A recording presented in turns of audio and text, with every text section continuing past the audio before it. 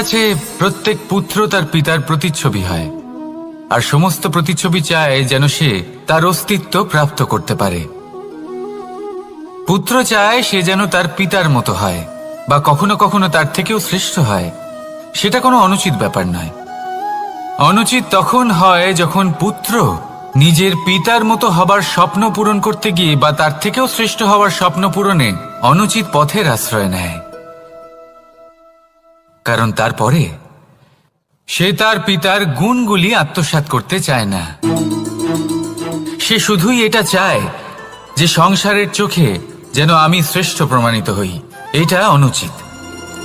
সংসারে এমন অনেক মানুষ আছেন যারা এই কারণে শ্রেষ্ঠ হবার চেষ্টা করেন যাতে তার পরিবারের তার পিতার সম্মান বৃদ্ধি পায়। এমনও মানুষ থাকেন, আর এটাই হলো পার্থক্য উদ্দেশ্যের।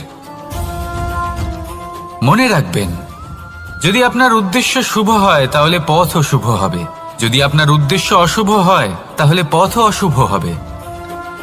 তাহলে নিজের পিতার মতো হবার চেষ্টা অবশ্যই করুন, তার থেকেও শ্রেষ্ঠ হওয়ার চেষ্টা অবশ্যই করুন, কিন্তু মনে রাখবেন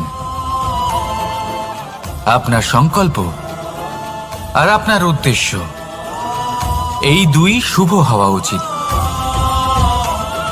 তাহলে আসুন আর আমার সাথে ভালোবেসে বলুন, রাধা রাধা।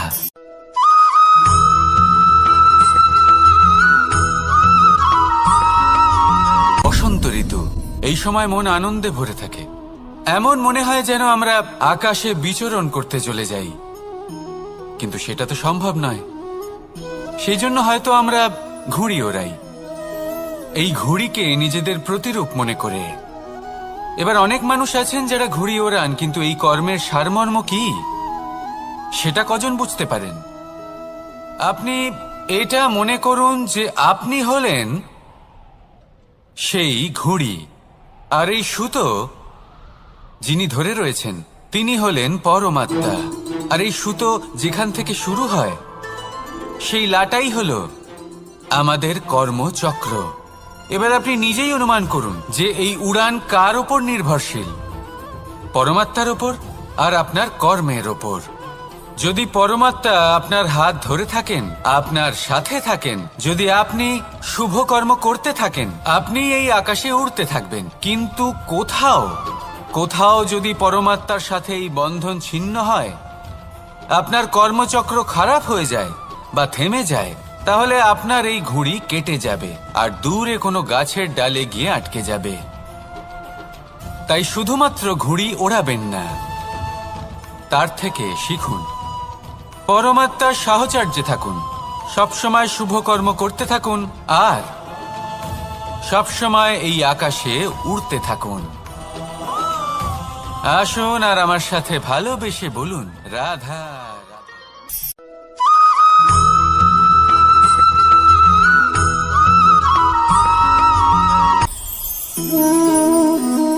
শক্তি এক অত্যন্ত বিচিত্র বস্তু, বা বলতে পারেন অনুভূতি। পিতা সবসময় চান যেন তিনি তার শক্তি পুত্রকে। আসুন আপনাকে সহজে বোঝাই। যদি আপনি সুপাত্র হন আর আপনাকে শক্তি দেওয়া হয়, তাহলে আপনি সেই শক্তির গুরুত্ব বুঝবেন, কোথায় সেই শক্তি প্রয়োগ করা উচিত সেটা বুঝবেন। আর এটা যেহেতু অর্জন করা শক্তি হবে, সেই শক্তির অপব্যবহার হবে না। কিন্তু যদি এই আপনি কুপাত্র হন আর যদি আপনাকে এই শক্তি দেওয়া হয়, তাহলে কি হবে? দেখতে গেলে এই শক্তি আপনি দান হিসেবে পেয়েছেন, তাই না আপনি এই শক্তির গুরুত্ব বুঝবেন আর না এর প্রয়োগ আপনি জানবেন। তার অপব্যবহার হওয়া সুনিশ্চিত। তাই যদি আপনি কোনো শক্তি অর্জন করতে চান, তাহলে আগে তার যোগ্য হয়ে উঠুন। পুত্র নয়, পাত্র হয়ে উঠুন। আর আমার সাথে ভালোবেসে বলুন, রাধা রাধা।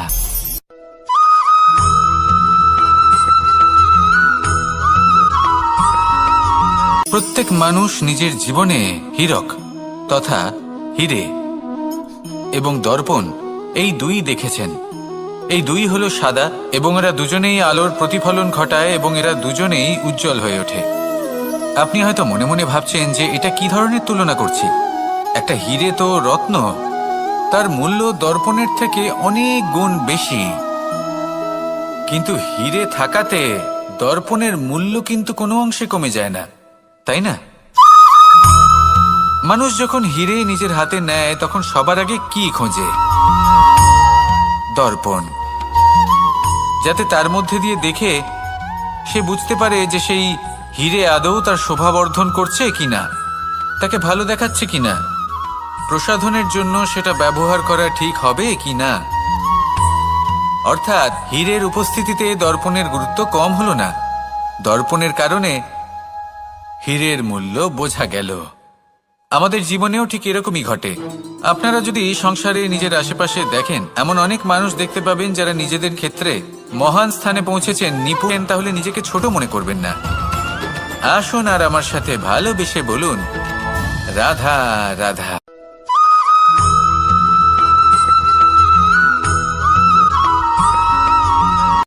সংসারে আমাদের জীবনে যখন কোনো সুখ বা দুঃখ আসে, তার জন্য আমরা কাউকে না কাউকে অবশ্যই দায়ী করে থাকি, তাই না? এই ব্যক্তি আমাদের সাথে এরকম কাজ করেছেন, তাই আমার সাথে এমন হলো। ওই ব্যক্তি যদি এমনটা না করতেন তাহলে আজ আমি ওই স্থানে পৌঁছতে পারতাম। সবই আপনার দৃষ্টিভঙ্গির ওপর নির্ভরশীল, আর যদি আপনার দৃষ্টিভঙ্গি এমন হয় তাহলে তা অনুচিত। সত্যি কথা বলতে এই সংসারে ভিন্ন ভিন্ন ধরনের মানুষ আছে। এটা আপনার উপর নির্ভর করছে কিভাবে তাদের স্বাগত জানাবেন। একবার ভাবুন, আমি আমার দুটো হাত সামনে নিয়ে এলাম, দুটো মুঠো খুলে দিলাম। দুই প্রকারের মানুষ আসবেন, কিছু না কিছু দিয়ে যাবেন। এই মুঠো যদি আমি বন্ধ করে দিই তাহলে না কেউ আমাকে কিছু দিতে পারবে, না আমার কিছু যাবে আসবে। নিশ্চয়ই বুঝতে পারছেন এই দুই ধরনের ব্যক্তি কারা এবং তারা কি দিয়ে যান। আমি যদি নিজের মুঠো খুলে দিই তাহলে কিছু ভালো মানুষ আসবেন, আমাকে আনন্দ, সন্তুষ্টি, জ্ঞান প্রদান করে যাবেন, ভালো অভিজ্ঞতা দিয়ে যাবেন। কোনো খারাপ ব্যক্তি যদি আসেন তাহলে তিনিও খারাপ অভিজ্ঞতা দেবেন, যার থেকে আমি শিক্ষা লাভ করব। এই সব কিছু আমি লাভ করতে পারি। মুঠো যদি বন্ধ করে রাখি তাহলে আমি কিছুই পাবো না। দেখুন, এই সংসারে প্রত্যেকের জীবনে এইরকম, প্রত্যেকের জীবনে সবকিছুই আছে, ভালো খারাপ দুই মানুষই আছে, ভালো অভিজ্ঞতা আছে, খারাপ অভিজ্ঞতা আছে। নির্ভর করছে আপনার উপর যে আপনি কি করবেন, এনাদের স্বাগত কিভাবে জানাবেন, কার থেকে কি বুঝবেন, কি শিখতে পারবেন, আর কোন দৃষ্টিভঙ্গি নিয়ে অগ্রসর হবেন। এটাই নির্ধারণ করবে যে আপনার জীবন কেমন হবে। আসুন আমার সাথে ভালোবেসে বলুন, রাধা রাধা।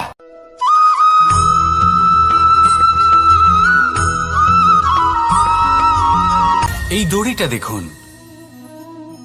ছোট ছোট রেশম দ্বারা তৈরি, এটা সরু সুতো দ্বারা তৈরি হয়েছে এটা, আর এ অত্যন্ত কোমলও বটে। আর আপনি চাইলে এটা সোজাও করে দিতে পারেন, আর চাইলে এটা বেঁকিয়েও দিতে পারেন, আর যদি চান তাহলে এটা গোল গোল করে বেঁধে কোথাও রেখেও দিতে পারেন। এবার এই কোমল দড়ি যদি কোনো নিষ্ঠুর কঠিন পাথরে বারংবার জড়িয়ে দেওয়া হয় তাহলেও তাকেও কাটতে পারে, নিজের ছাপ ছেড়ে যেতে পারে, সেটার আকারও বদলে ফেলতে পারে। এবার এর কারণ কি? এর কারণ হলো অভ্যাস আর নিরন্তর প্রচেষ্টা। যদি আপনিও চেষ্টা করেন আর নিরন্তর কর্ম করে যান তাহলে আপনার প্রারব্ধ পাথরের মতো কঠিনই হোক না কেন, তাতে ভাঙন ধরিয়েও আপনি নিজের লক্ষ্যে অবশ্যই পৌঁছতে পারবেন। একটা গুরুত্বপূর্ণ কথা মনে রাখবেন, সুকর্মের অভ্যাস আর নিরন্তর প্রয়াস, এই হলো সাফল্যের মন্ত্র। তাহলে জীবনে এই মন্ত্র আনুন আর আমার সাথে ভালোবেসে বলুন, রাধা রাধা।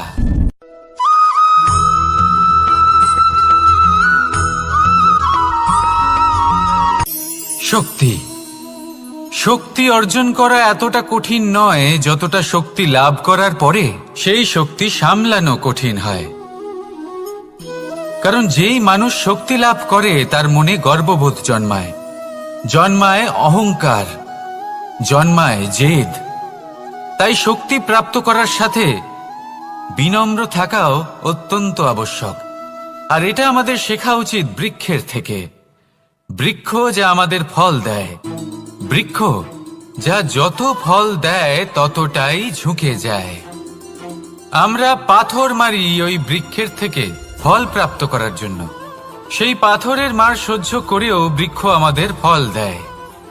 কোনো গর্ববোধ নেই, কোনো অহংকার বোধ নেই, আর সেই জন্য এই বৃক্ষের পুজো করা হয়। এটাই হলো মাহাত্ম্য শক্তির সাথে বিনম্রতার। যদি এই শক্তি সৃজন করে থাকে, সাহায্য করে থাকে, সম্বল হয়ে থাকে, তবেই সেই শক্তি উপযুক্ত। আর নয়তো সেই শক্তি একদিন আপনাকে আসক্ত অবশ্যই করবে। তাহলে শক্তি অবশ্যই অর্জন করুন, কিন্তু তার সাথে সেই শক্তি সামলানোর মতো বিবেকও আপনাকে অবশ্যই জাগ্রত করতে হবে। তাহলে আসুন আমার সাথে ভালোবেসে বলুন, রাধা রাধা।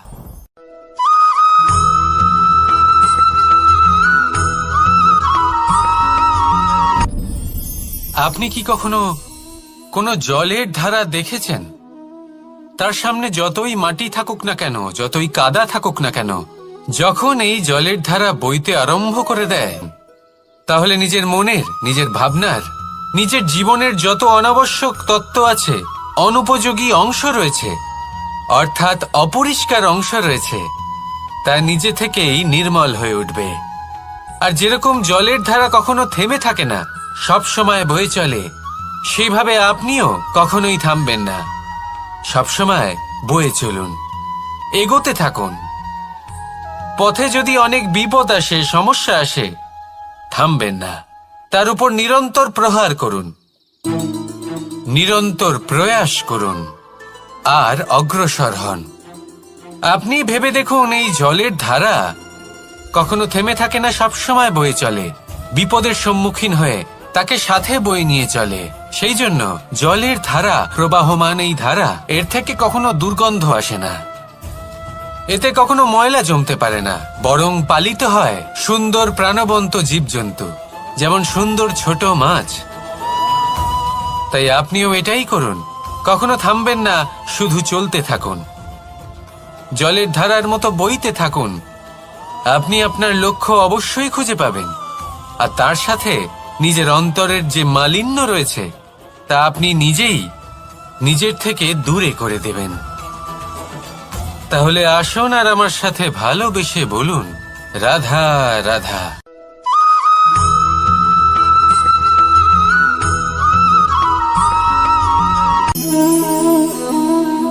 নিয়তি। রাধা আমাকে বলে, কৃষ্ণ, যদি তুমি জানো যে নিয়তিতে কি আছে, তাহলে তাকে বদলে দাও না কেন? মহাদেব আমাকে বলেন যে, শ্রীকৃষ্ণ, যদি আপনি এটা জানেন যে সাম্বের নিয়তি এটাই, তাহলে আপনি তাকে বদলানোর চেষ্টা কেন করেন? কেন? কারণ আমি একজন পিতা, আর পিতার কর্তব্য এটাই, তিনি যেন সম্ভাব্য সব চেষ্টা করেন নিজের সন্তানের মঙ্গলের জন্য। নিয়তি আমি জানি, কিন্তু এটাও আমি জানি যে কর্মের থেকে বড় আর কোনো নিয়তি হতে পারে না। অভিজ্ঞতাও রয়েছে যে কর্মের হাতে নিয়তির এই চক্র বদলে যেতে পারে। তাই জীবনে যদি আপনার কখনো এমন মনে হয় যে এটা তো অসম্ভব, তখনও চেষ্টা করা কখনোই ছাড়বেন না। কে বলতে পারে আপনারই কর্মের কোনো এক বীজ হয়তো নিয়তির চাকায় আটকে গেল, আর নিয়তিকে নিজের পথ পাল্টাতে হলো, ঠিক কি না? সেই জন্য নিয়তিকে ভাগ্য মেনে নিয়ে চুপ করে বসে থাকবেন না।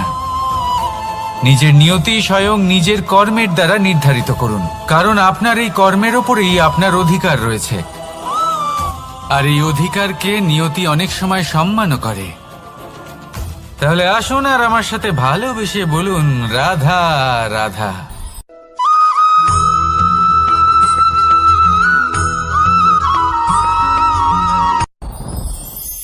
সাথী। সাথী এই শব্দটির ব্যাখ্যা কে কিভাবে করে? মিত্র, সখা, বন্ধু। কিন্তু অর্থ একটাই, তিনি যিনি আপনার সঙ্গী হন, আর তিনি যার সাথী আপনি হন। এবার সব থেকে বড় প্রশ্ন হলো এটাই যে তিনি কে হতে পারেন যাকে আপনি আপনার সাথী বলে মেনে নিতে পারেন, নিজের সখা, নিজের মিত্র, নিজের বন্ধু মেনে নিতে পারেন। আপনার সাথী হলেন তিনি যিনি দুঃখের সময় আপনার পাশে থাকবেন, আপনার হাত ধরে থাকবেন। আপনার সাথী হলেন তিনি, যার হাত আপনি নিজের সুখের দিনে ধরে থাকবেন। সেই সাথীরই হাত ধরুন, যিনি দুঃখে সবসময় আপনাকে সাহায্য করার জন্য তৎপর হয়ে থাকেন, আপনার পাশে থাকেন, আর যাকে সুখের দিনে আপনি আপনার সাথে রাখতে পারেন। আর যখন আপনার সাথে আপনার এই সাথী থাকবে, তখন আপনি এটা বুঝবেন যে যখন জীবনে দুঃখ আসে, তখন এই দুঃখ কমে যায়, সবার মধ্যে ভাগ হয়ে যায়। আর যদি তখন সুখ আসে, তাহলে সেটা সবার উপস্থিতিতে আরো বেড়ে যায়। এটাই হলো প্রেম, এটাই হলো ভালোবাসা, এটাই হলো সঙ্গ। যেমন সম্পর্ক আমার আর রাধার মাঝে। তাহলে আসুন আর আমার সাথে ভালোবেসে বলুন, রাধা রাধা।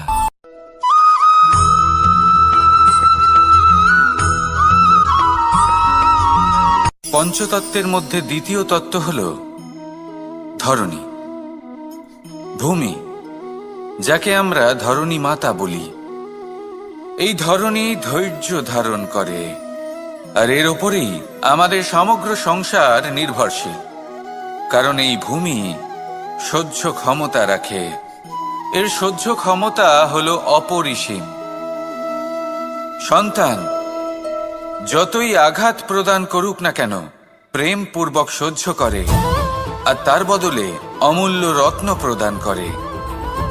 সন্তান যদি হাল চালায়, তাহলে তার বদলে তাকে অন্ন প্রদান করে।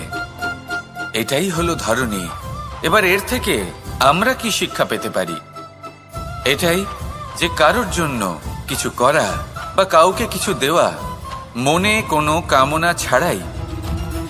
আর এই কথাটা বুঝে যান, যদি কারোর জন্য কামনা না রেখে বা কোনো পাওয়ার আশা না রেখে কারোর জন্য কিছু করেন বা কারোকে কিছু দেন, যদি এটা আপনি শিখতে পারেন, তবে আপনি ভালোবাসতে শিখে গেছেন। আর সেই জন্যই এই ধরিত্রীকে মাতা বলা হয়। কারণ মাতা শুধু উনি নন যিনি গর্ভে সন্তানকে ধারণ করেন, মাতা তো উনিও যিনি জীবন বাঁচতে শেখান, যিনি জীবন বাঁচার উদাহরণ প্রদান করেন। তাহলে ধরণীর থেকে এই নিঃস্বার্থ ভাব শিখুন, নিঃস্বার্থ ভালোবাসা শিখুন, আর এই ভালোবাসার সাথেই বলুন, রাধা রাধা।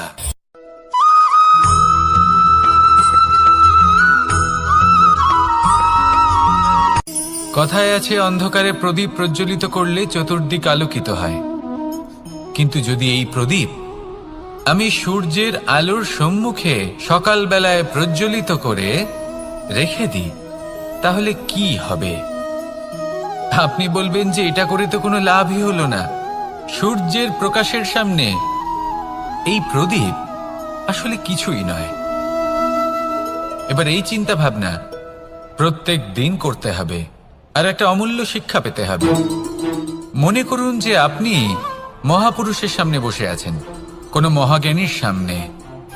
তাহলে সেই ব্যক্তির সামনে নিজের জ্ঞানের প্রদীপ প্রজ্বলিত করবেন না, নীরব থাকুন, আর সেই ব্যক্তির সূর্যের প্রকাশের মতো জ্ঞান প্রাপ্ত করুন। যতটা পারবেন জ্ঞান লাভ করুন।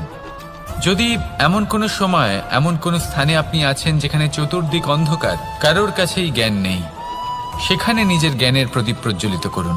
এমন করলে দুদিক থেকেই আপনার লাভ হবে। আপনার জ্ঞান প্রাপ্তিও হবে, আর জ্ঞানের সঠিক প্রয়োগও করতে পারবেন। আর এই মন প্রসন্ন হয়ে বলবে, রাধা রাধা।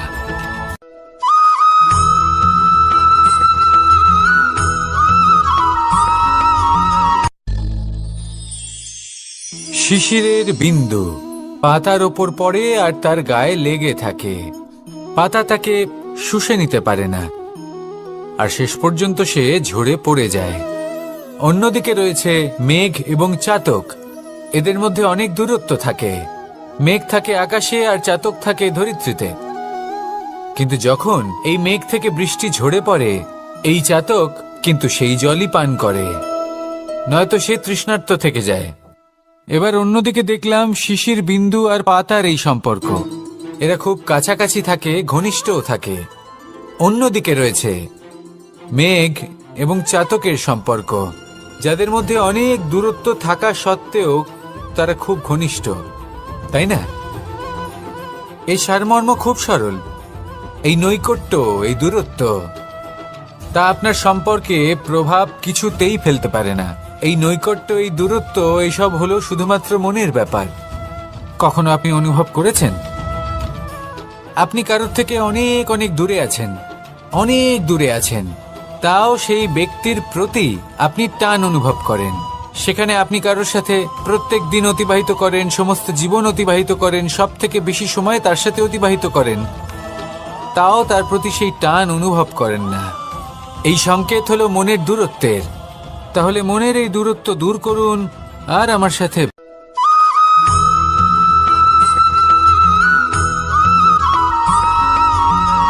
এই সংসারে কোনো বস্তু হোক বা ব্যক্তি হোক, তার একার গুরুত্ব কিন্তু খুব বেশি নয়। একটা উদাহরণ হিসেবে বৃষ্টির ফোঁটাকে ভেবে দেখুন। যদি একটি বৃষ্টির ফোঁটা হয় তাহলে তার খুব বেশি গুরুত্ব থাকে না, কিন্তু যখন সহস্র বৃষ্টির ফোঁটা মেঘের মধ্যে দিয়ে ঝরে পড়ে, তখন সেটা বর্ষার রূপ ধারণ করে। সেই বর্ষা যা এই প্রকৃতিকে শান্ত করে। সেইভাবেই পাথরের ছোট টুকরো, তার খুব বেশি গুরুত্ব থাকে না, কিন্তু যখন অসংখ্য পাথরের টুকরো একত্রিত হয় তখন তা পর্বতের আকার ধারণ করে। সেইভাবেই কিছু মানুষ যখন একত্রিত হন তখন তৈরি হয় পরিবার, কিছু পরিবার যখন একত্রিত হয় তখন তৈরি হয় সমাজ, যখন অনেক সংখ্যক সমাজ একত্রিত হয় তখন তৈরি হয় রাজ্য। এবার এই রাজ্যের সব থেকে গুরুত্বপূর্ণ ব্যক্তি হতে পারেন রাজা, কিন্তু তাও সেই রাজা একা কিছু করতে পারেন না। যুদ্ধ লড়ার সময় তারও নিজের সৈন্যদলকে প্রয়োজন পড়ে। কিন্তু এই সংসারে এমন একজন ব্যক্তি আছেন যিনি একাই সব কাজ করতে থাকেন, এবং সেই ব্যক্তি হলেন মা। আমাদের জীবনে একজন পিতার ভূমিকা কিন্তু নিঃসন্দেহে অমূল্য, কিন্তু আমাদের সকলের জীবনে যে ভূমিকা একজন মায়ের তা অন্য কারোর থাকে না। একজন মা একাই সন্তানকে বড় করতে পারেন, সংস্কারী করে তুলতে পারেন, তার জন্য পরিশ্রম করেন। আর এত কিছু কাজ করার পরেও তার কাজের জন্য তিনি প্রশংসা অবশ্য পান না। উল্টে যদি সেই সন্তান অনুচিত পথে চালিত হয়, অনুচিত কর্ম করে, তখন সেই মাকেই অপবাদের পাত্র হয়ে উঠতে হয়। আমাদের জীবনে মায়ের যোগদান কতটা সেটা বুঝুন। আপনাকে বড় করে তোলার জন্য উনি কতটা পরিশ্রম করেছেন সেটা বুঝুন। আজ থেকে, এখন থেকে, এই মুহূর্ত থেকে মাকে সম্মান করতে শিখুন। যখন সময় পাবেন, যখন সুযোগ হবে, তখন তার প্রশংসা করুন, ওনারও ভালো লাগবে। আর মায়ের এই মমতার জন্য, তার এই ভূমিকার জন্য আসুন সবাই মিলে আমরা তাকে প্রণাম করি, আর সকলে মিলে ভালোবেসে বলি, রাধা রাধা।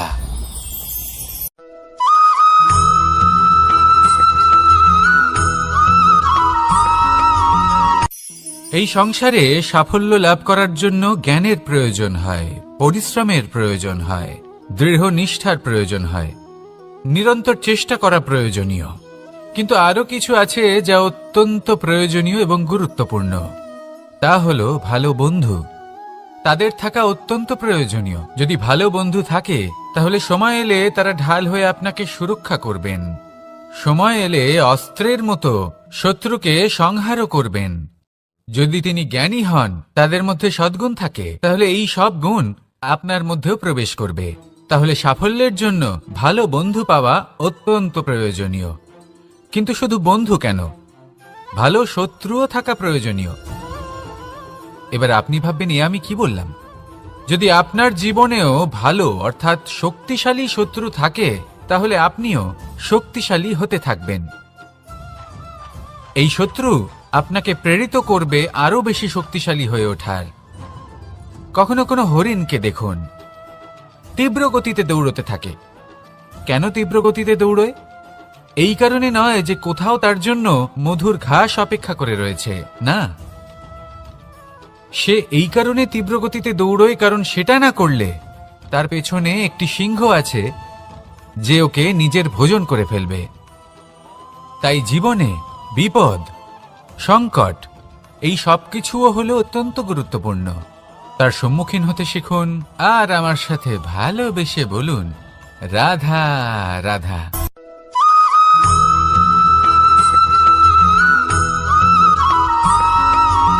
মানুষ জন্মগ্রহণ করে, তার সাথে ভয়েরও জন্ম হয়। ছোটবেলা থেকেই আমাদের মনে কোনো না কোনো প্রকারের ভয় থেকেই যায়। কেউ এই বিষয়ে ভয় পায় যে তার কোনো বস্তু তার থেকে দূরে চলে যাবে। কেউ এই বিষয়ে ভয় পায় যে আমি নিজেকে হারিয়ে ফেলব। কেউ এই ভেবে ভয় পায় যে আমার প্রিয়জনেরা তারা যেন আমার থেকে দূরে না চলে যায়। কেউ এই ভেবে ভয় পায় যে আমরা যেন পথ না হারিয়ে ফেলি, আদি ইত্যাদি। কিন্তু সত্যি কথা বলতে ভেবে দেখুন, এই ভয় বাস্তবে কি? শুধুই একটা মনস্থিতি, আর কিছুই নয়। যা কিছু আপনি জীবনে পেয়েছেন তা একদিন আপনাকে হারাতে হবে। এই জীবন হলো আপনারই, কিন্তু তাও একদিন সমাপ্ত হবে। তাই ভয় পেয়ে কি লাভ? এই ভয় শুধু আপনাকে জীবন যাপন করা থেকে বাধা দিচ্ছে, আর কিচ্ছু নয়। পথ হারিয়ে ফেললেই বুঝতে পারবেন যে নতুন পথ কিভাবে বানাতে হয়। কিছু মানুষকে জীবন থেকে হারালে তবেই আপনি বুঝবেন যে আপনার আপনজনকে। এই ভয়ের কারণে ভীত হয়ে থাকবেন না। এই তারা নক্ষত্র অন্ধকারের অভাবে গুরুত্ব হারায়। শিবকেও মহাদেব হওয়ার জন্য বিষপান করতে হয়েছিল। প্রত্যেক পরিস্থিতি, প্রত্যেক সাফল্য আপনার পরীক্ষা নেবে। তাতে উত্তীর্ণ হওয়া হলো আপনার কর্ম। যখনই আপনি ভয় পাবেন বা সংকটের সম্মুখীন হবেন, তখন সাহসের সাথে তার সম্মুখীন হন। মনে রাখবেন, যে সম্মুখীন হতে জানে সাফল্য তার সাথে সবসময় থাকে। আসুন আর আমার সাথে ভালোবেসে বলুন, রাধা রাধা।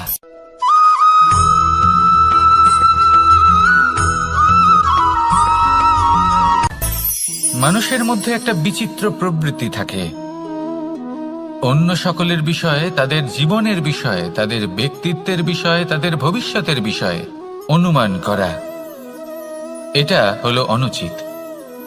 কারোর অতীতকালকে দেখে লোকে ভবিষ্যৎ বলে দিতে পারেন, বর্তমানকে দেখে ভবিষ্যতের বিষয়ে অনুমান করে ফেলেন। উদাহরণ দিতে হলে বলবো, কোনো দাসকে দেখুন, ওকে দেখে লোকে বলে যে ওর ভবিষ্যৎ সেটাই হতে পারে, অনুমান করে ফেলেন। আর এই রাজাকে দেখুন, উনি তো কত সুখী হবেন, উনি তো জগতের সব থেকে অধিক সুখী মানুষ, কত সুখ সুবিধা আছে ওনার কাছে, ধারণা করে ফেলেন। তবে সত্য তো এটাই যে কারোর ব্যক্তিত্বের বিষয়ে, তাদের ভবিষ্যতের বিষয়ে আপনি পূর্ণ সত্য কখনোই বলতে পারবেন না, শুধু অনুমান করতে পারবেন। আর এই অনুমান করে সত্যি কোনো লাভ হয় না, কারণ এই কাল সেটা হলো অত্যন্ত শক্তিশালী। কালো থেকে কালোতর কয়লাকেও হীরেতে পরিণত করতে পারে। অনেক বড় বড় রাজাকেও বিদূষক বানিয়ে ফেলতে পারে এক মুহূর্তেই। তাহলে আপনি অনুমান করে কি লাভ? কি পেলেন অনুমান করে? সেই জন্য কারোর বিষয়ে কোনো অনুমান করবেন না, তার ভবিষ্যতের বিষয়ে অনুমান করতে যাবেন না, কারোর বিষয়ে কোনো ধারণা করে নেবেন না। কিছু করতে হলে ভালোবাসুন, সবার মধ্যে ভালোবাসা ছড়ান, সবার মধ্যে ধন্যাত্মক ভাব ছড়ান। এই মন প্রসন্ন হয়ে বলবে, রাধা রাধা।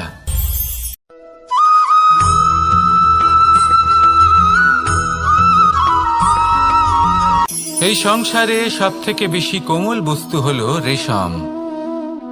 এই রেশম এতটাই কোমল হয় যে এর পুরো একটা থান শুধুমাত্র একটা হাতে ধরা সম্ভব।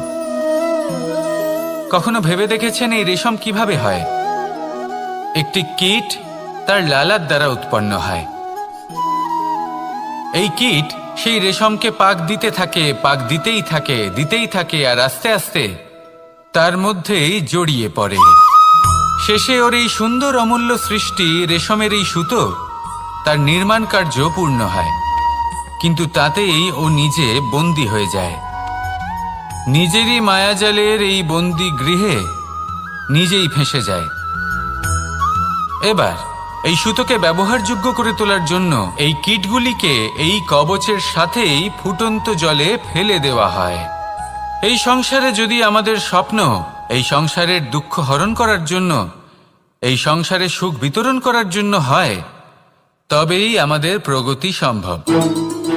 যদি আমাদের এই স্বপ্ন শুধুই আমাদের এবং আমাদের স্বার্থ সিদ্ধির জন্য হয়, তাহলে এই স্বপ্ন আমাদের অন্ধ করে দেবে, আমাদের অন্ধকারের পথে নিয়ে যাবে, আর আমরাও সেই কীটের মতো হয়ে যাব। নিজেদেরই মায়াজালে আমরা নিজেই ফেঁসে যাব, আর শেষে আমরা যদি কিছু লাভ করি তা হবে একাকিত্ব, অন্ধকারময় মৃত্যু। তাই স্বপ্ন অবশ্যই দেখুন, কিন্তু এমনভাবে স্বপ্ন দেখবেন না যে তার এই বন্দিগৃহে আপনি নিজেই ফেঁসে গেলেন। স্বপ্ন দেখুন পরোপকারে।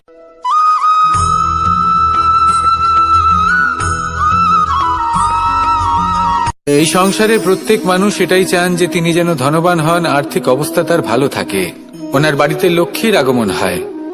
কিন্তু সেটা হবে কি করে, সেটাই হলো প্রশ্ন। কেউ বলেন যে যদি পরিশ্রম করো তাহলে ধন অর্জন সম্ভব, কেউ বলেন যে যদি বিদ্যা লাভ হয় তবেই ধন অর্জন সম্ভব, কেউ বলেন যে যদি বলশালী হও তবেই সম্পন্ন থাকবে।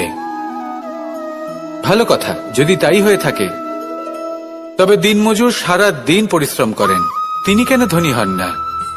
অনেকজন বিদ্বান মানুষ আছেন এই সংসারে, তারা কেন ধনবান হন না? অনেক সংখ্যক বলশালী ব্যক্তি আছেন, তাদের কাছে ধন নেই কেন? তাদের কেন ধনের অভাব হয়? আবার এমনও কিছু মানুষ আছেন যারা পরিশ্রম করেন, তারা দিনমজুর, কিন্তু তারা ধন অর্জন করতে পারেন।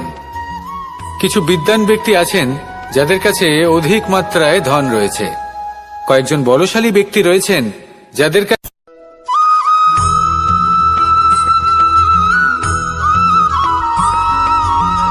পিতা আর পুত্রের সম্পর্ক অত্যন্ত মধুর হয়ে থাকে।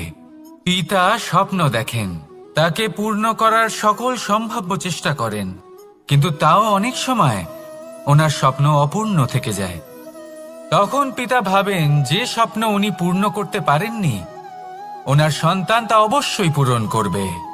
যে স্থানে উনি কখনো পৌঁছতে পারেননি, সেই স্থানে ওনার পুত্র অবশ্যই পৌঁছবে। পিতা নিজের সন্তানের ভবিষ্যৎ নিয়ে সেই স্বপ্ন দেখেন, আর যখন সেই সন্তান সামনে এগোতে থাকে তখন তার দুঃখ হয় না, বরং গর্ব হয়। ওনার ভালো লাগে এটা দেখে যে ওনার সন্তান অনেক উন্নতি করছে। কিন্তু যখন সন্তান নিজের অভিভাবকের শক্তি দেখে, তার যশ দেখে হিংসা করতে থাকে, সমস্যা সেইখানেই শুরু হয়। সেই জন্য সকল সন্তানকে এটা মনে রাখতে হবে, দেখুন, পুত্র হবার সুবাদে, এক সন্তান হবার সুবাদে এটা হলো আপনার অধিকার যে আপনি আপনার পিতার থেকে বেশি উন্নতি করবেন। আপনার পিতাও এটাই চান, কিন্তু সুস্থভাবে এটা করুন। একটা রেখা টেনে নিন যাতে আপনি তাতে এগোতে পারেন, আর আপনার পিতার তাতে গর্ববোধ হয়, আর সেই বিষয়ে দুঃখ না হয় যে আমার সন্তান আমাকেই ছোট করার চেষ্টা করছে। ইতিহাস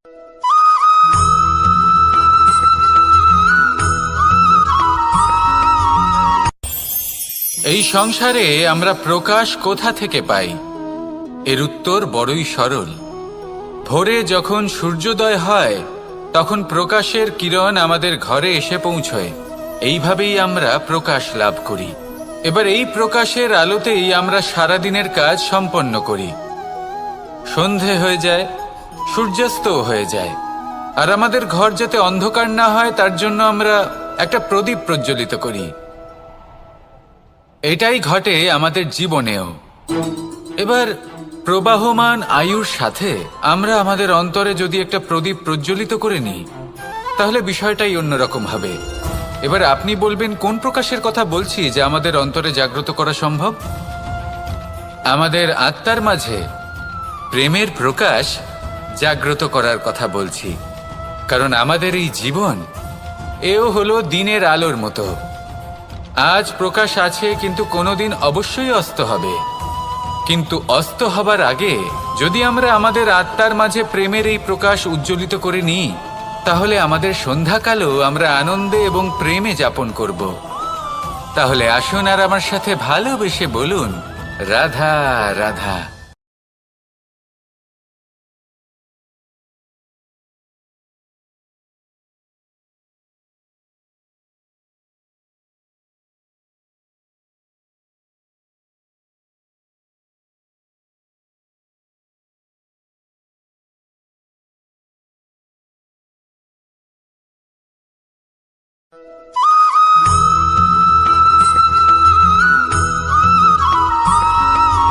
আমাদের শরীর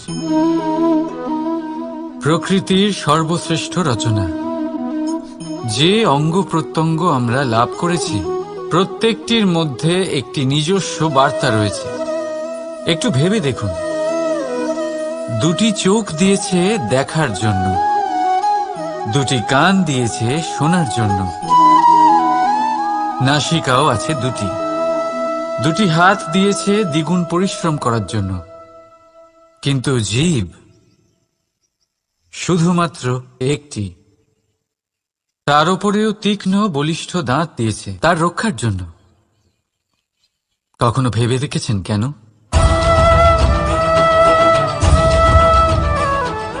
কারণ শব্দ আর শব্দের প্রয়োগ মানুষের সবচেয়ে বড় অস্ত্র, যার প্রয়োগ যত ভেবে চিন্তে করা যায় মানুষ তার জীবনে ততটাই উপরে উঠতে পারে। তাহলে মনে রাখুন, দেখুন, শুনুন আর বুঝুন বেশি, বলুন কম। রাধা রাধা।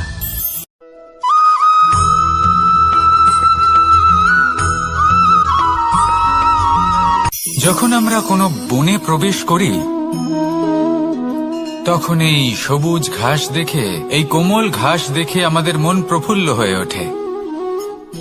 ভিন্ন ভিন্ন প্রজাতির ফুল, ভিন্ন ভিন্ন রঙের ফুল দেখে এই মন আনন্দে ভরে ওঠে। এখানে শিশুরা আনন্দ লাভ করে, বড়রা ভোজন গ্রহণ করেন, কথাবার্তা বলেন, হাঁটাহাঁটি করে বেড়ান। এবার ভেবে দেখুন, যখন এই উপবনের নির্মাণ হয়েছিল সেই সময় যদি এই মাটিকে সঠিকভাবে খনন না করা হতো, যদি তাতে সঠিকভাবে বীজ রোপণ না করা হতো, যদি কোনো সংঘর্ষ না হতো, পরিশ্রম না করা হতো, যদি চলতে চলতে পায়ে কাঁটা না বিঁধে যেত, তাহলে এই সুন্দর বন দেখে আমরা কি এই আনন্দ লাভ করতে পারতাম? কখনোই নয়। ধরুন কোনো নদীর তটে সুন্দর একটি বন আছে, সেই বনের আনন্দ লাভ করতে গেলে আপনাকে সেই নদী পার করতেই হবে। যদি সুখের নদীর কাছে পৌঁছতে চান তাহলে তটে যে কাঁটা রয়েছে সেগুলোর সাথে সংঘর্ষ করতেই হবে। এই সংসারে যদি আপনি সুখ লাভ করতে চান তাহলে সুখ লাভের এই যাত্রা শুরু করতে হবে সংঘর্ষ দ্বারা। তাহলে সংঘর্ষকে স্বাগত জানান, এর পেছনেই সুখ রয়েছে যা আপনার জন্য অপেক্ষা করছে। এবার হাসুন আর আমার সাথে ভালোবেসে বলুন, রাধা।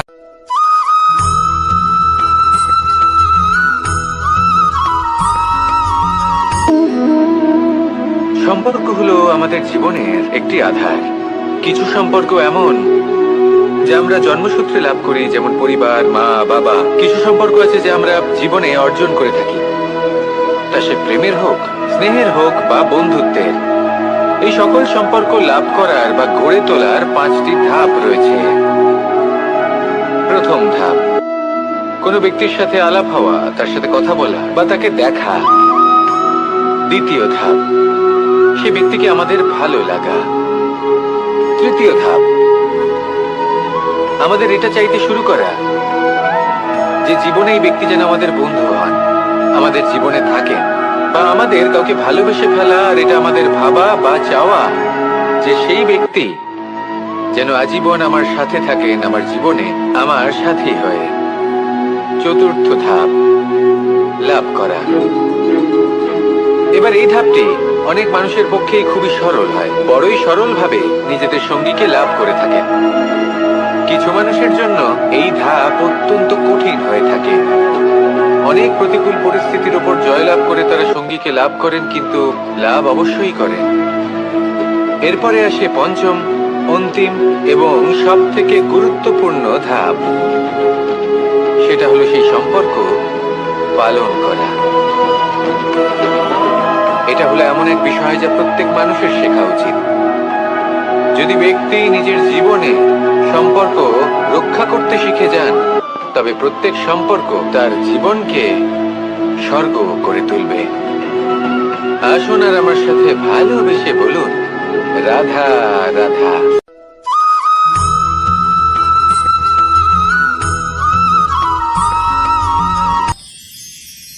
মানুষ তার জীবনে দুই ধরনের পরিস্থিতিকে খুব ভয় পায়। এক, কোনো কারণবশত কারোর সামনে নত হওয়া। দুই, কোনো কারণে নিজের চরিত্র থেকে, নিজের মূল্যবোধ থেকে বিচ্যুত হওয়া। এবার কেন হয় এরকম যে কথায় কথায় কারোর সামনে নত হতে হয়? কেন বারংবার নিজের চরিত্র থেকে চ্যুত হতে হয়? এরকম কেন হয়? এটা তখনই হয় যখন আমাদের শিক্ষা এবং মূল্যবোধের অভাব থাকে। যদি মানুষের মধ্যে প্রকৃত শিক্ষা থাকে, তাহলে এই সংসারে কোনো সময় এবং কারোর সামনেই নত হওয়ার কোনো প্রয়োজন নেই। যদি মানুষের মধ্যে মূল্যবোধ থাকে, তাহলে তাকে নিজের মূল্যবোধ বা চরিত্র থেকে বিচ্যুত হতে হয় না, তা সে যাই হয়ে যাক না কেন। কোনো বালককে যদি জন্ম থেকেই সুশিক্ষার অধিকারী করা হয়, শিক্ষিত করা হয়, মূল্যবোধের অধিকারী করা হয়, তবে সে এই সংসারে এমন কর্ম করবে যাতে সে নিজেকে, নিজের পরিবারকে, সমগ্র সমাজকে গর্বিত করতে পারে। শিক্ষা লাভ করুন, মূল্যবোধ লাভ করুন এবং আমার সাথে ভালোবেসে বলুন, রাধা রাধা।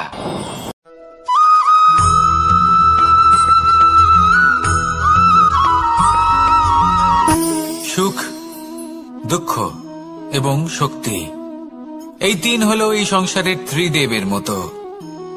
আমাদের জীবনে যা কিছু ঘটছে এই তিনটির ভিত্তির উপরেই হচ্ছে। আসলে এই সংসারের একটা নিয়ম আছে, যখনই আপনি কিছু লাভ করেন, এই সংসার আপনার পরীক্ষা নেয়। এটা জানার জন্য আপনার পরীক্ষা নেয় যে আপনি যা কিছুই লাভ করেছেন, আপনি কি আদৌ সেটার যোগ্য কিনা। ঠিক সেইভাবেই এই সুখ, দুঃখ এবং শক্তি আপনার পরীক্ষা নিয়ে থাকে। যখন সুখ আসে তখন সে আপনার পরীক্ষা নেয় যে আপনার মধ্যে অহংবোধ জাগ্রত হয়নি তো। যদি অহংবোধ চলে আসে তাহলে সুখ সেখানেই সঙ্গ ত্যাগ করে। দুঃখ আপনার ধৈর্যের পরীক্ষা নিতে থাকে, আর যদি আপনার মধ্যে ধৈর্য না থাকে তাহলে এটা আপনাকে আরো বেশি দুঃখের গভীর অন্ধকারে ঠেলে দেবে। সেখানে শক্তি পরীক্ষা নেয় আপনার বিনম্রতার। যদি আপনি বিনম্র না হন, তাহলে হয় এই শক্তি আপনার সঙ্গ ত্যাগ করবে, নয় এই শক্তি বিনম্রতার অভাবে আপনার পতনের কারণ হতে পারে। এই সংসারে যে কোনো ব্যক্তি যিনি এই পরীক্ষায় উত্তীর্ণ হয়ে থাকেন, এই জীবনে তিনি সাফল্য লাভ করেন। আসুন আমার সাথে ভালোবেসে বলুন, রাধা রাধা।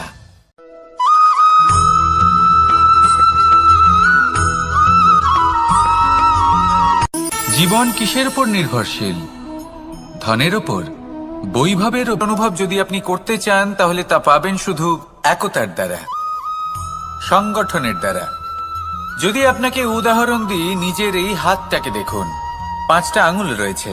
কোনো একটা বস্তুকে নিজের একটা আঙুল দ্বারা তুলে ধরার চেষ্টা করে দেখুন, বড়ই কষ্ট হবে। তখন আপনি বুঝতে পারবেন যখন এই 5টি আঙুল একত্রিত হয় তখন কোনো কাজ কতটা সহজ হতে পারে। এটাই হলো শক্তি, একতার। সব থেকে ভালো উদাহরণ যদি আপনাকে দিই, তাহলে বাঁশি। এই বাঁশি থেকে অত্যন্ত মধুর সুর নির্গত হয় যা সবার মন প্রসন্ন করে দেয়। এই কথা সত্যি, কিন্তু এই বাঁশি আমি একটা বা দুটো আঙুল দিয়ে বাজাতে পারবো না। আমাকে প্রত্যেকটা আঙুল ব্যবহার করতেই হবে, তবেই এর থেকে মধুর সুর নির্গত হবে যা সকলকে প্রসন্ন করবে, ঠিক কিনা? ঠিক এইভাবেই যদি আপনি চান যে আপনার জীবনরূপী বাঁশি থেকেও মধুর সুর নির্গত হোক বা সবার মনকে প্রসন্ন করে তুলুক, তাহলে আপনাকেও জীবনে একতা নিয়ে আসতেই হবে। আপনি একাও কর্ম করতে পারেন, পথ চলতেও পারেন, সামনেও এগোতে পারেন, সাফল্যও লাভ করতে পারেন।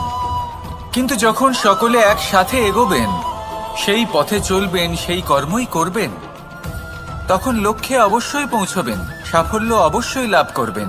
কিন্তু সেই সাফল্য এবং তার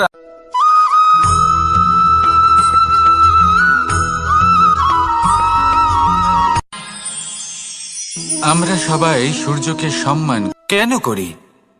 কারণ আমরা জানি যে সন্ধেবেলা যখন সূর্যাস্ত হবে তখন শুধুমাত্র অন্ধকার বাকি থাকবে।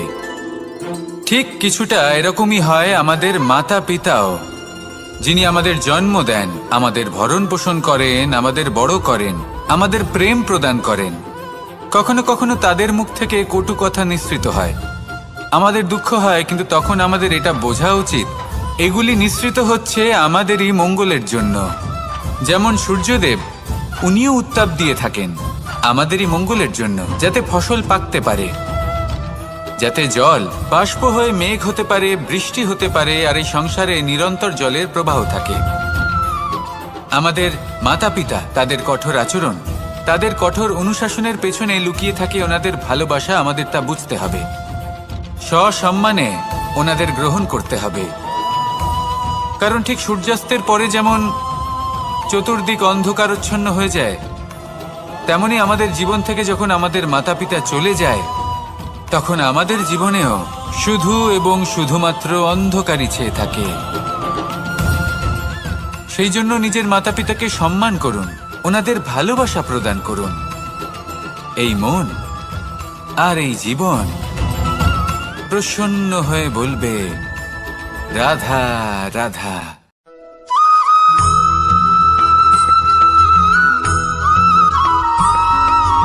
বসন্ত ঋতু, এই সময় মন আনন্দে ভরে থাকে। এমন মনে হয় যেন আমরা আকাশে বিচরণ করতে চলে যাই, কিন্তু সেটা তো সম্ভব নয়। সেই জন্য হয়তো আমরা ঘুড়ি ওড়াই, এই ঘুড়িকে নিজেদের প্রতিরূপ মনে করে। এবার অনেক মানুষ আছেন যারা ঘুড়ি ওড়ান, কিন্তু এই কর্মের সারমর্ম কি সেটা কজন বুঝতে পারেন? আপনি এটা মনে করুন যে আপনি হলেন সেই ঘুড়ি, আর এই সুতো যিনি ধরে রয়েছেন তিনি হলেন পরমাত্মা।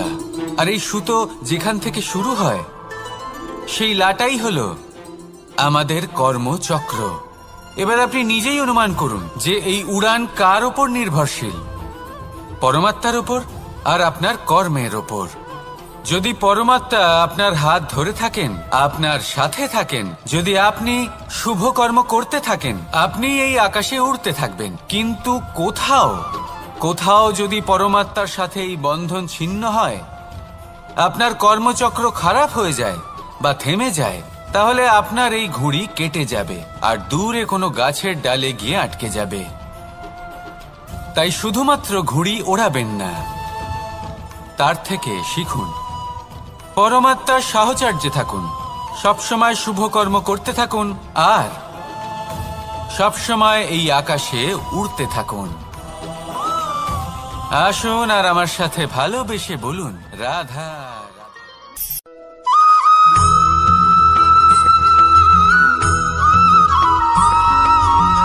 এবার অনেক সময় মানুষের মনে এরকম প্রশ্ন আসে যে এই সংসারে সবথেকে বড় বিপদ কি? কেউ বলে ধর্ম সংকট, আবার কেউ বলে প্রাণের ওপর আসা সংকট। প্রত্যেক মানুষের জীবনে বিভিন্ন সংকট আসে, আর এই সমস্ত সংকট অত্যন্ত বিচিত্র হতে পারে। এই সমস্ত সংসার হলো সংকট দ্বারা পরিপূর্ণ। ঠিক আছে, আপনাকে একটা উদাহরণ দিই। একজন ধনী ব্যক্তি, এবার ওনার জীবনে সংকট কি হতে পারে? সংকট এটাই যে কেউ তার সম্পত্তি চুরি না করে নেয়, আমরা বুঝতে পারছি। এবার একজন চোর, তার জীবনে সংকট কি হতে পারে? যে চুরি করার সময় সে যদি তার একটা কাশি চাপতে না পারে, তাহলে সে ধরা পড়ে যেতে পারে, ঠিক কিনা? আবার অনেক সময় এমনও হয় যে যার জন্য আমি সংকট, সেও আমার কাছে সংকট। যেমন এই পরিস্থিতিতে দেখুন, সংকট হলো সংকট, এ তো জীবনে থাকবে, কিন্তু এর সম্মুখীন কিভাবে হওয়া যায়? খুব সরল। সব এটার ওপর নির্ভর করে, মনের ওপর। এই মনকে নিয়ন্ত্রণ করলে সব ঠিক থাকবে। এবার যদি ধনী ব্যক্তি মনকে নিয়ন্ত্রণ করে ফেলেন, নিজের অর্থের ব্যবহার শুভ কাজের জন্য, সমাজের সেবার জন্য বিকাশ করতে করেন, ওই অর্থকে একত্রিত করে না রাখেন, তাহলে চুরির সমস্যা, এই সংকট সেখানেই কেটে যাবে। এবার যদি কথা বলি সেই চোরের, তাহলে চোর যদি নিজের মনকে সংযত করে নেয়, যদি নিজের কর্মকে নিয়ন্ত্রণ করতে পারে, তাহলে এমন কোনো স্বর নেই, এমন কোনো স্বর নেই যা ওকে ধরা পড়তে বাধ্য করবে। সেই জন্য জীবনে সংকট যতই আসুক, যত বড়ই সংকট আসুক না কেন, কবচ হলো একটাই, আর এই কবচের নাম হলো আত্মনিয়ন্ত্রণ। নিজের মনকে নিয়ন্ত্রণে রাখতে শিখুন। এটা নিজের জীবনে প্রয়োগ করে তো দেখুন। যদি আপনি করতে পারেন, তবে আপনি দেখবেন যে সংকট তো জীবনে আসা যাওয়া করে, কিন্তু সেই সংকটগুলির সম্মুখীন আপনি এইভাবে করতে পারবেন। তাহলে সেটাই করুন, আর আমার সাথে ভালোবেসে বলুন, রাধা রাধা।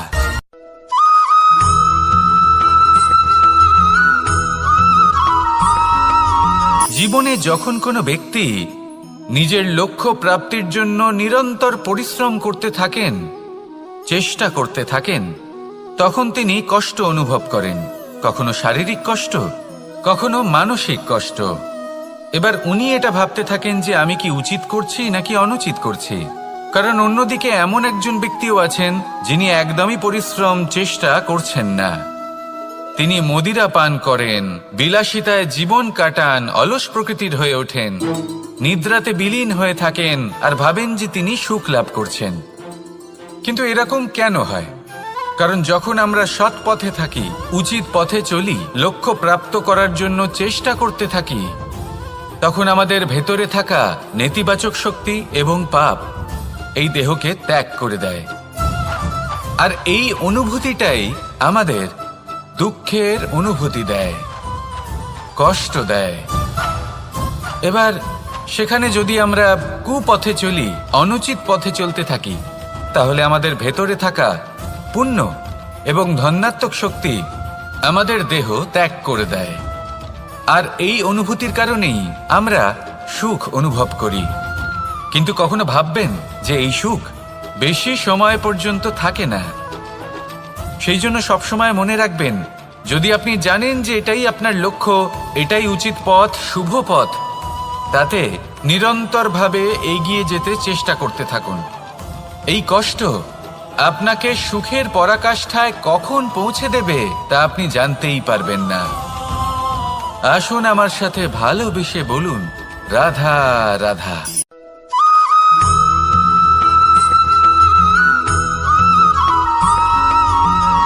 মানুষের মানসিকতা এমন হয় যে সে যতটা করে আশা করে যে তার থেকে অনেক বেশি তার বদলে সে পাবে। দেখুন, সবকিছুই আপনার ভাবনা চিন্তার উপর নির্ভর করছে।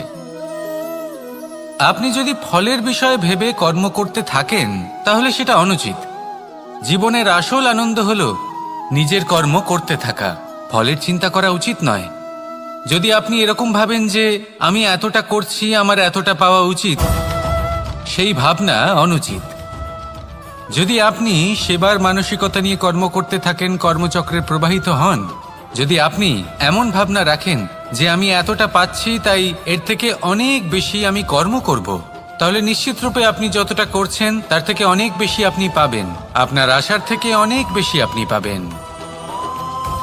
শুধু জীবনে অনেক বেশি কাজ করতে থাকুন, ফলের চিন্তা করবেন না। আর মনে রাখবেন, এই ভাবনাই সব থেকে বড় বীজ। কর্মের উপর বিশ্বাস রাখুন, জীবনে যা যা আপনি চান সবই সুখময় হবে। আসুন আর আমার সাথে ভালোবেসে বলুন, রাধা রাধা।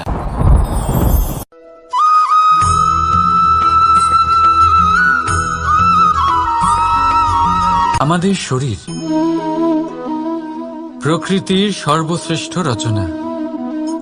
যে অঙ্গ প্রত্যঙ্গ আমরা লাভ করেছি প্রত্যেকটির মধ্যে একটি নিজস্ব বার্তা রয়েছে।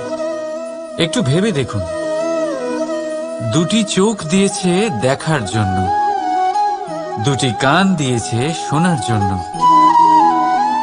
নাসিকাও আছে দুটি, দুটি হাত দিয়েছে দ্বিগুণ পরিশ্রম করার জন্য, কিন্তু জিভ শুধুমাত্র একটি। তার উপরেও তীক্ষ্ণ বলিষ্ঠ দাঁত দিয়েছে তার রক্ষার জন্য। কখনো ভেবে দেখেছেন কেন?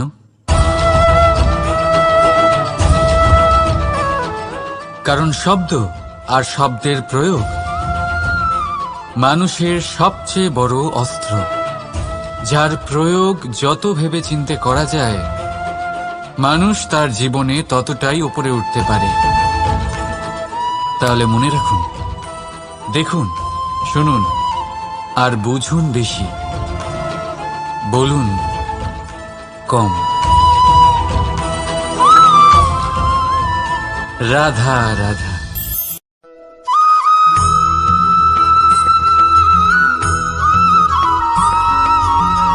এই সংসারে কোনো বস্তু হোক বা ব্যক্তি হোক, তার একার গুরুত্ব কিন্তু খুব বেশি নয়। একটা উদাহরণ হিসেবে বৃষ্টির ফোঁটাকে ভেবে দেখুন। যদি একটি বৃষ্টির ফোঁটা হয় তাহলে তার খুব বেশি গুরুত্ব থাকে না, কিন্তু যখন সহস্র বৃষ্টির ফোঁটা মেঘের মধ্যে দিয়ে ঝরে পড়ে তখন সেটা বর্ষার রূপ ধারণ করে। সেই বর্ষা যা এই প্রকৃতিকে শান্ত করে। সেইভাবেই পাথরের ছোট টুকরো, তার খুব বেশি গুরুত্ব থাকে না, কিন্তু যখন অসংখ্য পাথরের টুকরো একত্রিত হয় তখন তা পর্বতের আকার ধারণ করে। সেইভাবেই কিছু মানুষ যখন একত্রিত হন তখন তৈরি হয় পরিবার, কিছু পরিবার যখন একত্রিত হয় তখন তৈরি হয় সমাজ, যখন অনেক সংখ্যক সমাজ একত্রিত হয় তখন তৈরি হয় রাজ্য। এবার এই রাজ্যের সবথেকে গুরুত্বপূর্ণ ব্যক্তি হতে পারেন রাজা, কিন্তু তাও সেই রাজা একা কিছু করতে পারেন না। যুদ্ধ লড়ার সময় তারও নিজের সৈন্যদলকে প্রয়োজন পড়ে। কিন্তু এই সংসারে এমন একজন ব্যক্তি আছেন যিনি একাই সব কাজ করতে থাকেন, এবং সেই ব্যক্তি হলেন মা। আমাদের জীবনে একজন পিতার ভূমিকা কিন্তু নিঃসন্দেহে অমূল্য, কিন্তু আমাদের সকলের জীবনে যে ভূমিকা একজন মায়ের তা অন্য কারোর থাকে না। একজন মা একাই সন্তানকে বড় করতে পারেন, সংস্কারী করে তুলতে পারেন, তার জন্য পরিশ্রম করেন। আর এত কিছু কাজ করার পরেও তার কাজের জন্য তিনি প্রশংসা অবশ্য পান না। উল্টে যদি সেই সন্তান অনুচিত পথে চালিত হয়, অনুচিত কর্ম করে, তখন সেই মাকেই অপবাদের পাত্র হয়ে উঠতে হয়। আমাদের জীবনে মায়ের যোগদান কতটা সেটা বুঝুন। আপনাকে বড় করে তোলার জন্য উনি কতটা পরিশ্রম করেছেন সেটা বুঝুন। আজ থেকে, এখন থেকে, এই মুহূর্ত থেকে মাকে সম্মান করতে শিখুন। যখন সময় পাবেন, যখন সুযোগ হবে, তখন তার প্রশংসা করুন, ওনারও ভালো লাগবে। আর মায়ের এই মমতার জন্য, তার এই ভূমিকার জন্য আসুন সবাই মিলে আমরা তাকে প্রণাম করি, আর সকলে মিলে ভালোবেসে বলি রাধা রাধা।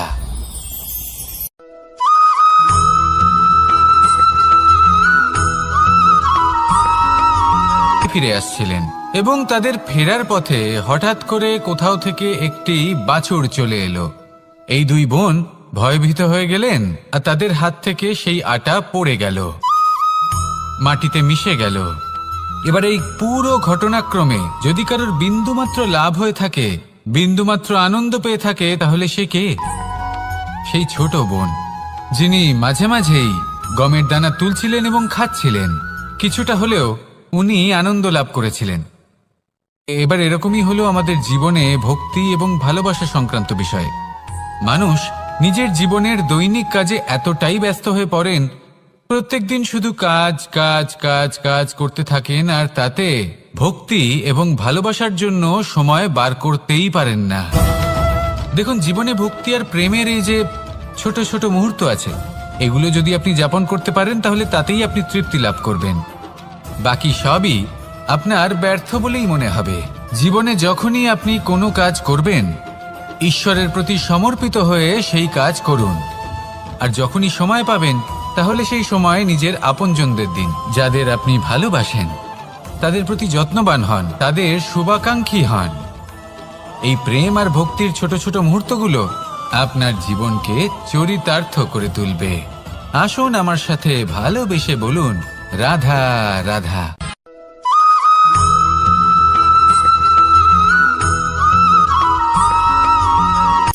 শক্তি শক্তি অর্জন করা এতটা কঠিন নয় যতটা শক্তি লাভ করার পরে সেই শক্তি সামলানো কঠিন হয়। কারণ যেই মানুষ শক্তি লাভ করে তার মনে গর্ববোধ জন্মায়, জন্মায় অহংকার, জন্মায় জেদ। তাই শক্তি প্রাপ্ত করার সাথে বিনম্র থাকাও অত্যন্ত আবশ্যক। আর এটা আমাদের শেখা উচিত বৃক্ষের থেকে। বৃক্ষ যা আমাদের ফল দেয়, বৃক্ষ যা যত ফল দেয় ততটাই ঝুঁকে যায়। আমরা পাথর মারি ওই বৃক্ষের থেকে ফল প্রাপ্ত করার জন্য। সেই পাথরের মার সহ্য করেও বৃক্ষ আমাদের ফল দেয়। কোনো গর্ববোধ নেই, কোনো অহংকার বোধ নেই। আর সেই জন্য এই বৃক্ষের পুজো করা হয়। এটাই হলো মাহাত্ম্য শক্তির সাথে বিনম্রতার। যদি এই শক্তি সৃজন করে থাকে, সাহায্য করে থাকে, সম্বল হয়ে থাকে, তবেই সেই শক্তি উপযুক্ত। আর নয়তো সেই শক্তি একদিন আপনাকে আসক্ত অবশ্যই করবে। তাহলে শক্তি অবশ্যই অর্জন করুন, কিন্তু তার সাথে সেই শক্তি সামলানোর মতো বিবেকও আপনাকে অবশ্যই জাগ্রত করতে হবে। তাহলে আসুন আমার সাথে ভালোবেসে বলুন, রাধা রাধা।